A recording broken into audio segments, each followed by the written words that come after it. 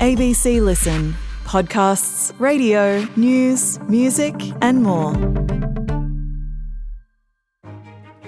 Hi, it's PK here, host of the new politics podcast, Politics Now. I'll be joined by the ABC's sharpest political minds to break down the biggest stories of the day. It's called Politics Now, and you can find it and follow it on the ABC Listen app.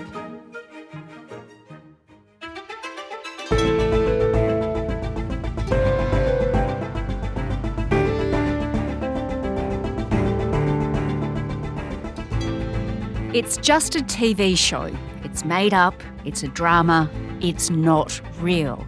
But the Netflix series Adolescence has really got people talking.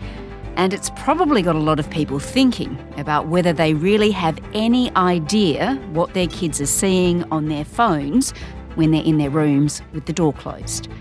Today, parenting author and educator Michelle Mitchell on what all the fuss is about. I'm Sam Hawley on Gadigal land in Sydney. This is ABC News Daily.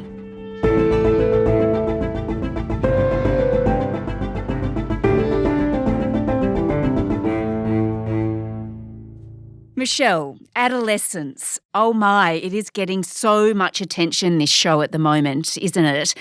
You kind of watch it, I don't know about you, but the first episode I came out and I was like, wow. No. It's incredible. It's gut-wrenching, and everywhere I'm going, people are talking about it. So I think it's given us this front row seat into our kids' lives, and that's what every parent wants, isn't it? They hit 13 and we get, back row seats, or we don't get an invite to the show. And this this Netflix series has given us a bit of an insight into what could be going on.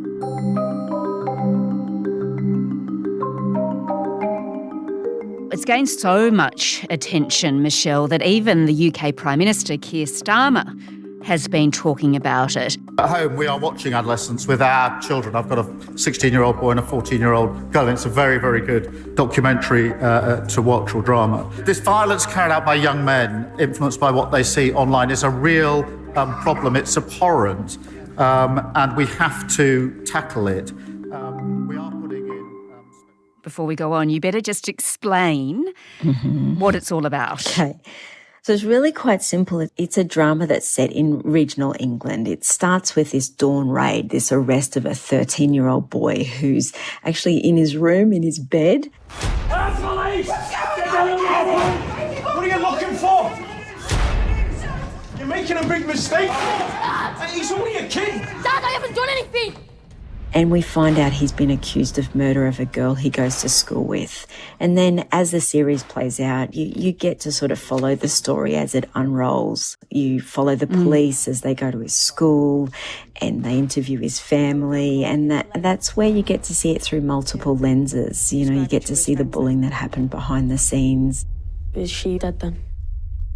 Why would you ask that? But there's this real life effect that happens in the series where, because it's shot in one shooting, so every episode is filmed in real time in one shot, that you get this real time pacing and it feels very real. You feel like you're living with this family. It's really, really engaging. Yeah, it sure is. And it really does paint a picture about the social environment that's influencing Jamie, this teenager, especially online. Definitely. And we start to discover that over the last year or so, he's been in his room a lot more and he's started to go down rabbit holes on the computer. He's been looking at more extremist content to start to shape his view about women and maybe power and masculinity. And that name, Andrew Tate, gets dropped in there as well. So you start to see this manosphere. We've all been introduced to that word now that has popped up. And I guess in the same way that the beauty industry has sucked our girls in so many times where they start to grow up and question their self-worth, I think this is where we see the impact on the internet on our young boys. Yeah, so this extremist content that he's viewing online is really shaping his views about women and the power of men, of masculinity. Yeah, and I'd even say his view of himself. You can see he's a small, young 13-year-old boy trying to find his way in life. And you get introduced to this concept of incels, which is just a group of men who believe they, are got no worth to women. This 80-20 rule where 80% of women go for 20% of men. I don't really get that. What is that 80-20? So that's about the manosphere, is it? What that's telling men that there's a superior man out there, is it? That's right. What does it That's mean? exactly right. It just means that there is a superior and that there is an inferior man, and that girls that are, sort of highly sought after won't be attracted to someone who doesn't fit a certain brief or a certain mode. And when you look at Jamie, he's thin. He doesn't have the muscles. He doesn't have the six-pack. He doesn't fit this kind of 20% model. And you can see how our young boys growing up who might be aspiring to be, the buff 20%, could be feeling desperately inferior and be bullied or maybe teased for not being that type of man. And the thing is, it seems like he's come from this really normal family, right? That's what's striking about it for a lot of people as well. It's like, oh yeah, he's from a really nice, loving home. When I watched this film, I saw a family that were engaged, that were doing their best. And yes, their son was in the room at night with technology, and we really want to emphasize to parents that that's not great. We need to get technology out of their room, and we need to make it much more public and have a lot more open conversations about it and make sure we're much more involved in that space in their life. And obviously, Michelle, this is just a drama. It is a show, it's made up, and it does bring up an extreme case, right? We're not all concerned that our kids are going to go off and commit a crime like this, but it hits a nerve, doesn't it, for that reason, that some of our kids do go into their bedrooms and they're looking at things online and we don't know really what they're looking at. It strikes a chord because he looks like such an average kid. He could be our family. This family feels so familiar. It sort of made us go, hey, it is plausible, but it's only just plausible. But I saw so many protective factors around Jamie's life. The kids that I have worked with over my career that have committed violent crimes have not had those protective factors around them. They have been exposed to domestic violence. They have been surrounded by abuse and neglect. They have had so much more drugs and alcohol around their lives and mental health challenges. Yeah. All right. So as we mentioned, Michelle, the show has also infiltrated the political sphere, particularly in the UK where this drama was actually made.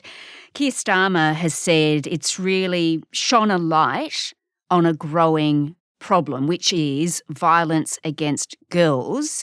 That's abhorrent and needs to be tackled. Do you agree with him? I absolutely do. And the research is incredibly clear that over the last decade, it's just escalating. And we have a problem in our schools, and teachers are fearing, boys standing over them.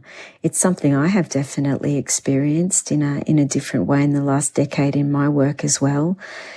And, you can blame all sorts of things, but technology have to have had a big role in the flip of this.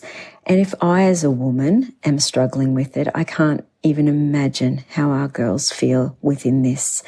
And so being able to tackle this on all levels, we really do need to be fearless in the way that we're tackling this with our young men. But how do we tackle it when kids are served up this really abhorrent content, this manosphere content online, and it's the algorithm, right? So they're getting it over and over and over. It's like brainwashing. So how do we tackle that? When our kids are more attached to technology and online personalities than they are with real life human beings, we have a big problem on our hands. And I think our kids need to, in those moments of their lives where they're wanting to grow up and self-improve, they need those real life human beings. And I want parents to know that, their kids actually have a relationship with tech, in the sense that if you think of tech like a person, we would never let a person that had that much power, that had that much knowledge about our kids, that had that much manipulative strength, have a relationship with our child. We would stand between tech and our child if that was an actual person. And that's what I guess the whole power of this drama has been. It's about us having a bit of a wake-up call and saying we need to stand between this and our kids.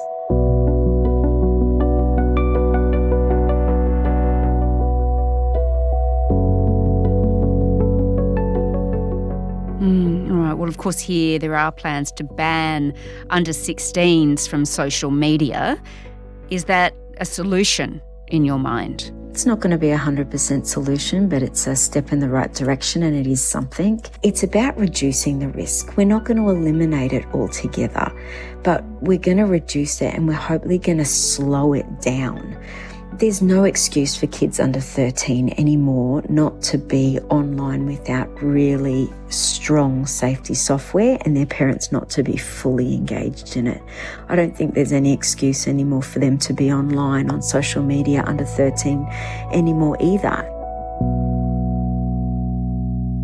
All right. Well, Michelle, what should parents take away from this overall, just briefly? It's a show, but it really has got people talking, hasn't it? Maybe I could just read some emails that I've got in. This is a mum who's obviously felt really anxious after watching the show, and she said there's online dangers, including social media and access to pornography, or even just the news cycle, and it's hard not to be a hot, anxious mess amongst all the traumatizing content and fear-mongering. And I just went, I feel her. I just feel her. Yeah.